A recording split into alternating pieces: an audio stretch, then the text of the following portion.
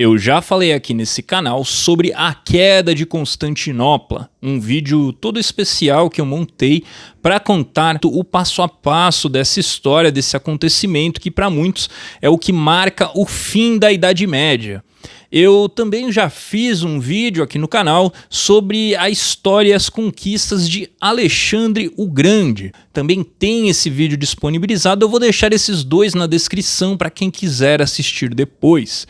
O que pouca gente sabe é que o episódio que eu vou contar no vídeo de hoje, a catástrofe de Esmirna, ou a tragédia da Ásia Menor, você vai encontrar referência sobre esse episódio com os dois títulos, ele está diretamente ligado com esses outros dois eventos e para o helenismo e também o cristianismo na Ásia Menor, ele tem um impacto até maior do que a queda de Constantinopla teve. Então esse é um evento muito importante, apesar de trágico, que aconteceu há pouco mais de 100 anos, fez 100 anos agora em 2022, e é importante que a gente fale sobre ele, pois não se encontram muitas referências sobre o assunto na internet.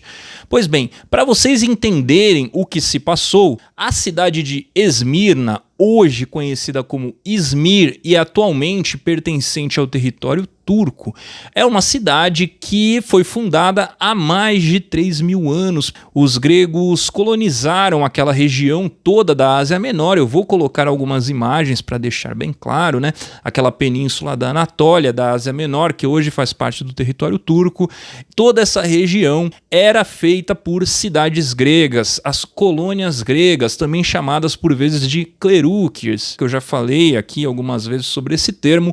Em resumo, quando você tinha muitas pessoas vivendo em uma cidade, por exemplo, a cidade de Atenas, só para exemplificar, você não tinha a mesma quantidade de recursos, algumas pessoas deixavam essas cidades e iam colonizar outros locais, outras cidades, até para poder abastecer as cidades de origem com grãos, com alimentos, né, por meio do comércio, porque aquela região da Ática, de Atenas, ela é uma região, só para dar um exemplo de Atenas, tá, meio poeirenta, que não é qualquer coisa que era boa de se cultivar ali. Então essas cidades da Ásia Menor, elas todas cidades gregas, se assim podemos dizer, né, de greco-falantes, cidades importantes como Éfeso, como Mileto, todas situadas ali nessa península da Ásia Menor, para não dizer um pouco mais acima ali no Estreito do Bósforo, a cidade de Istambul, antigamente conhecida como Bizâncio e Constantinopla, que também é uma cidade fundada por gregos. Isso vocês já sabem, eu já contei aqui no vídeo sobre a queda de Constantinopla. O que acontece? A Turquia como país, ela não existia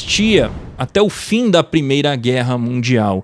Até então o que você tinha era o Império Otomano, que tinha o povo ali de etnia turca, mas não se chamava ainda de Turquia, República da Turquia. Então foi o Império Otomano que tomou Constantinopla em 1453. Foi o Império Otomano também que tomou várias cidades gregas ao longo dos anos por ali, inclusive a própria cidade de Atenas. Toda a Grécia foi tomada em algum momento pelos otomanos, o Império Otomano. Posteriormente, mais ou menos por volta de 1821 a 1823, os gregos conseguem libertar parte de seu território, mas ainda não todo. Cidades como Istambul e Esmirna ainda estavam nas mãos do Império Otomano.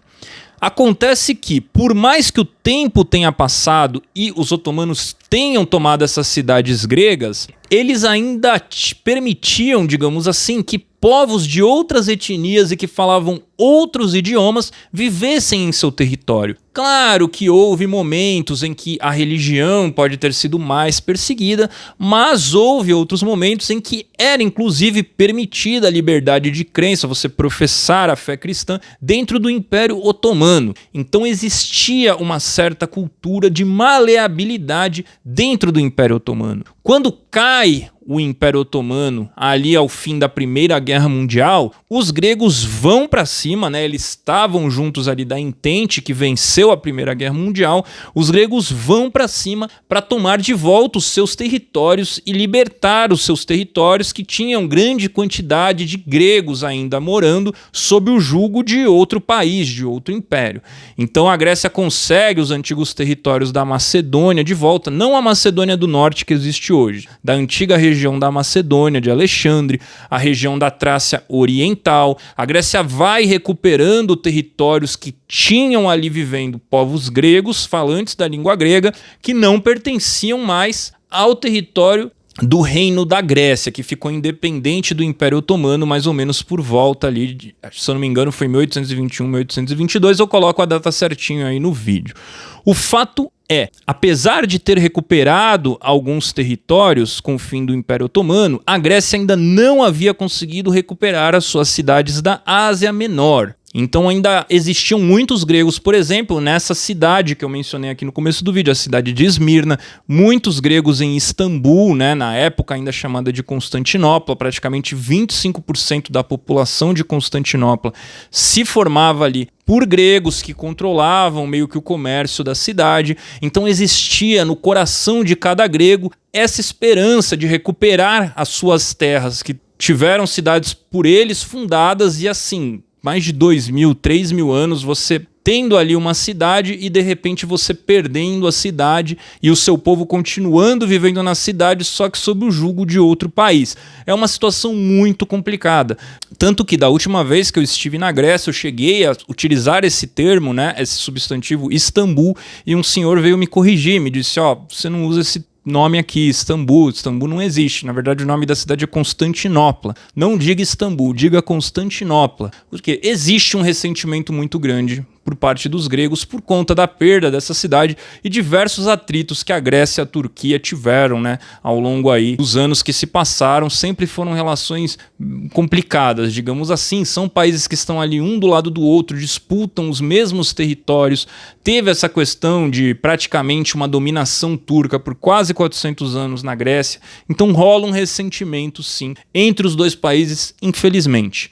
Moral da história, essa cidade de Esmirna, tá agora já contextuado, tinha ali, depois da Primeira Guerra Mundial, os gregos entraram em guerra com os turcos para tomar ali, para fazer valer os acordos que fizeram após a Primeira Guerra, de administrarem determinados territórios que tinham população majoritariamente grega. Então os gregos ficaram com até as regiões da Trácia Oriental sem Constantinopla e também a região ali da Jônia, da Ásia Menor, com as clássicas cidades gregas. Por exemplo, você tem a cidade de Éfeso, você tem a cidade de Esmirna, a antiga cidade de Mileto. Todas essas cidades ali ficaram sob o domínio da Grécia. Então a Grécia estava conseguindo reunificar o seu território, né? Um território de mais de um continente, não só o continente europeu, mas também o continente asiático, como sempre foi, né? Ao longo dos milênios que se passaram. Porém, nesse embate, nessa guerra greco-turca, da recém-formada Turquia com a Grécia, os turcos acabaram por vencer a batalha, vencer os gregos. E aí que a coisa começou a ficar feia. Por quê? Porque o exército turco venceu os gregos e o exército grego não conseguia mais dar proteção para esses gregos étnicos que estavam ali na região da Ásia Menor. E o plano da Turquia moderna, a visão do Mustafa Kemal Atatürk, fundador da Turquia moderna, era ter um país com uma só etnia e uma só religião.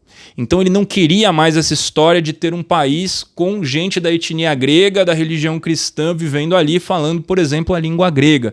Ele queria unificar o país em torno ali do povo turco, mesmo que estava se formando nesse momento. E o que aconteceu é que o exército turco entrou na cidade de Esmirna, e aí como que você consegue tirar de uma cidade mais de 2/3 de uma população? Você imagina uma cidade na região da Jônia, na Ásia Menor, que você tem mais de 2/3 da cidade, uma das cidades mais prósperas ali da região, uma cidade super cosmopolita. Tinha também armênios ali vivendo, judeus, além dos próprios turcos, como eu falei aqui.